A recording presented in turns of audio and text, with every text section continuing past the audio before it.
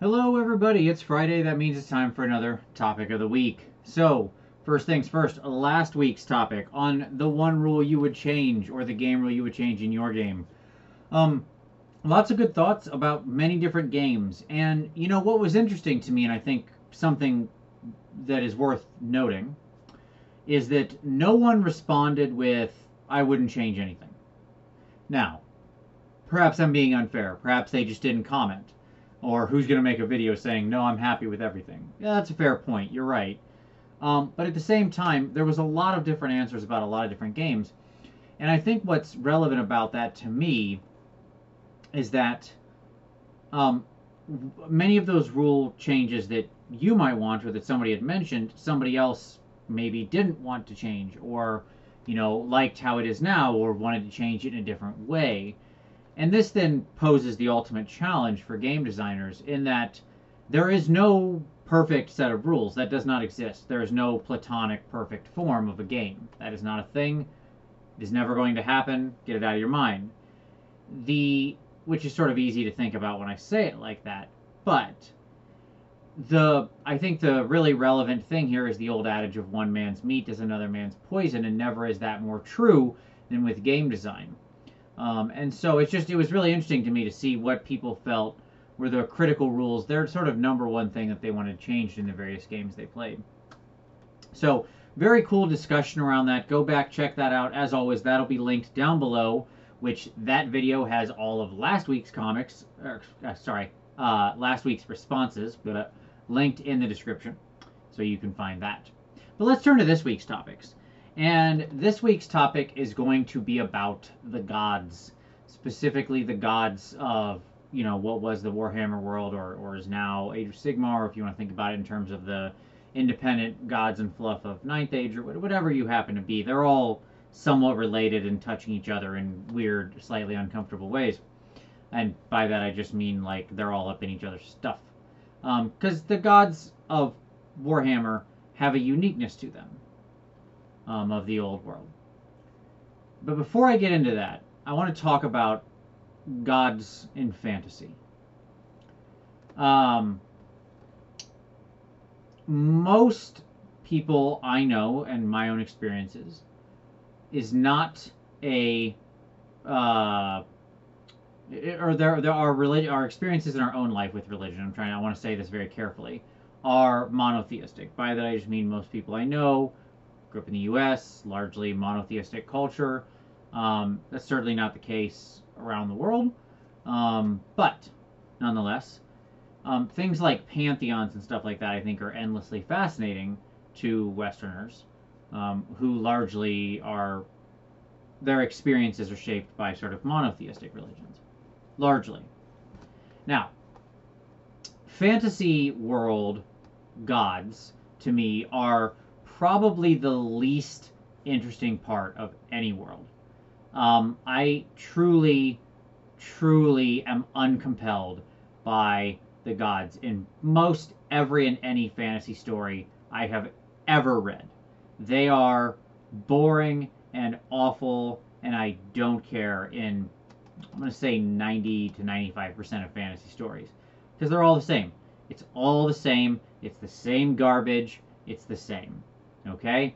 There's this guy or this gal, and they made the dwarves, and the dwarves look like them, and it's melded in their image, or they shaped this thing, or blah, blah, blah, and this is the god of justice, and this is the god of healing, and na, na, na, na, na.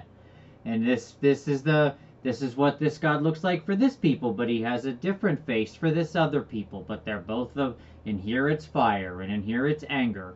Blah, blah, blah, blah, blah.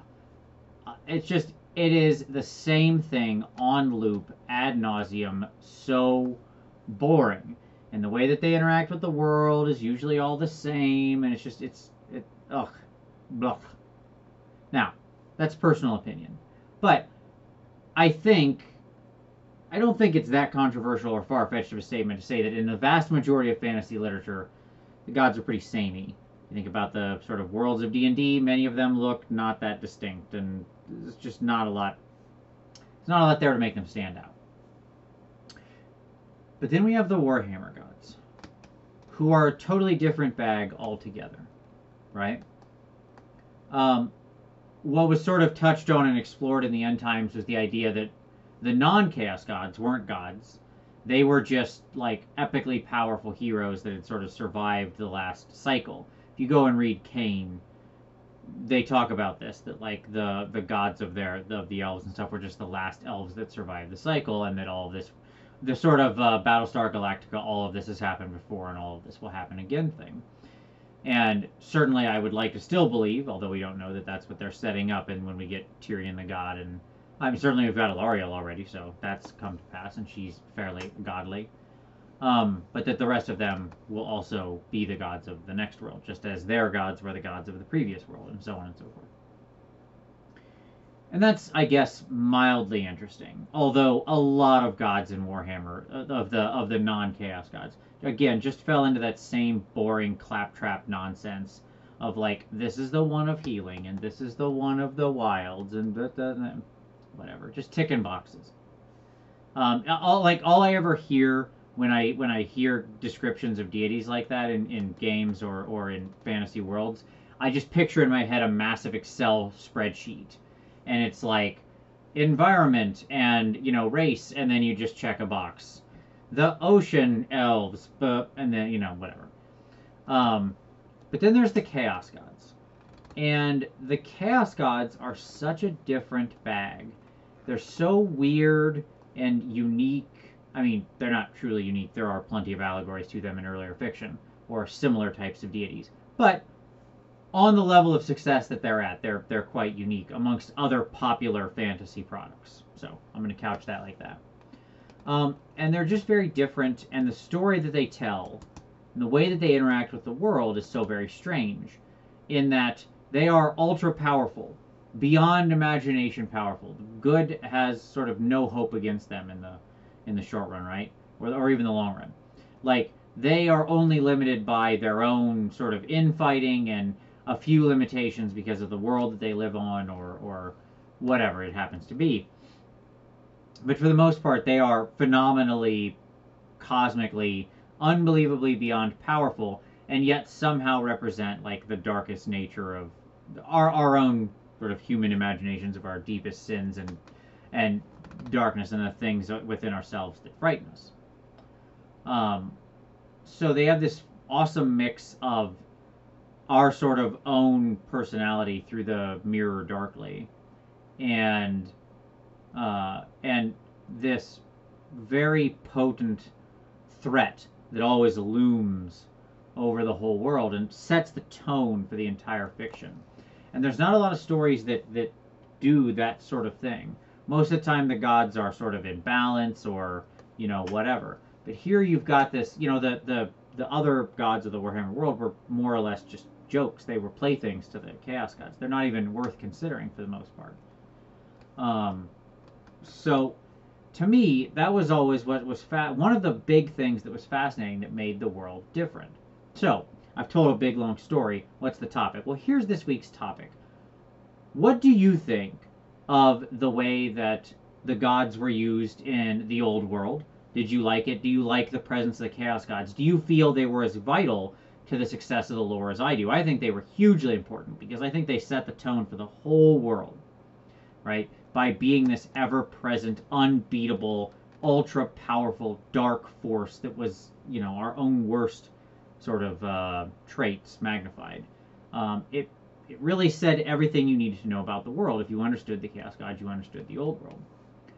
And I think if you are also an Age of Sigmar person, I would be curious to know what you think about the transition into the new world, where seemingly the chaos gods do have rivals to some degree, or at least people who within these realms are capable of holding them back to some degree. So, and what that change means for the narrative and what you think of it. So, we're talking about Warhammer Gods. There you go. That's this week's topic. Did you have any weird favorites of the ones that I wrote off? And if so, what did you like about them? Good luck convincing me that they were worth anything. But I encourage you to try. Because I'd love to talk about it. And as always, if you want to make a video response, that'll be linked down below. Otherwise, of course, feel free to discuss it in the comments. Always love to see that. So there you go. This week's topic, Warhammer Gods, old and new. What do you think of them? Do you think they were that important? What do you think of the new sort of light they're all cast in? Look forward to your responses. As always, we'll see you next time.